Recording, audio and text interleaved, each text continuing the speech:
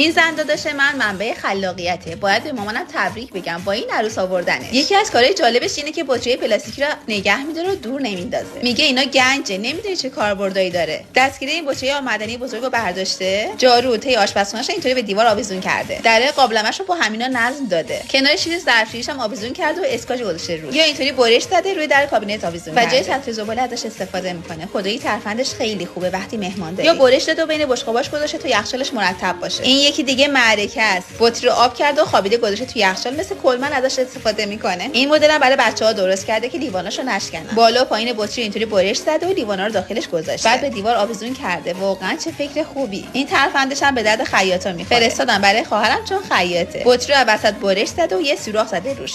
بعد دوک نخشو گذاشته داخلش. اینطوری دوکش این طرف اون طرف نمیافته و کثیفم نمیشه. حتی برای کنار توالت فرنگیش هم جا دستمالی درست کرده. اونم با بطری نوشابه. خدایی ترفنداش عالی و کاربردیه. خدایی زده رو دست هر چی مرده. ببین تو رو خدا با بطری نوشابه سیفون ظرفشویی درست کرده. اونم مثل خواهر شوهرم تخم مرغاشو میذاره تو بطری نوشابه تا تازه تر بمونه. خلاصه هر جایی که بدونید از بطری نوشابه استفاده کرده. واقعا هم فکرش درست کار کرده که چطوری از بطری نوشابه بشه این همه استفاده کرد. خدایی حقشه. برای زنداداش هم یه لایک خوشگل بزنی. اگرم میخوای بری تو پیجش، برو تو کپشن آیدیشو گذاشتم. حتما فالوش کن تا ترفنداشو ببینی و لذت ببری و کلی چیزی یاد بگیری.